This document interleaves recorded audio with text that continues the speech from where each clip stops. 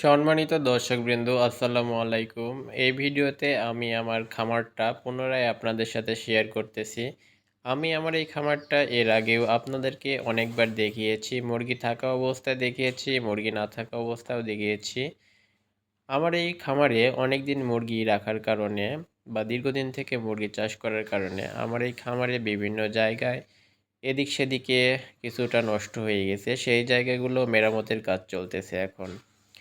আমার এই খামারটা অনেকদিন মুরগি চাষ করার কারণে জায়গায় জায়গায় মুরগিতে খুনে গর্ত করে ফেলছিল। তো আমি চেষ্টা করলাম যে এবার খামারটা সারা খামার খামারের মেঝেটা একদম সমান করব। তো সেই জন্য আমি এই যে মাটি কেটে কেটে এই যে সব জায়গা দিয়ে যেখানে যেখানে গর্ত ছিল সেসব জায়গায় আমি মাটি দিয়েছি। মাটি দিয়ে আবার সেগুলোকে সমান করে দিয়েছি। এখন এইটাকে হচ্ছে আমাদের খাঁটি বাংলা ভাষায় লেপে দিতে হবে। লেপে আমাদেরকে হচ্ছে এই খামারটা ঠিকঠাক করতে হবে।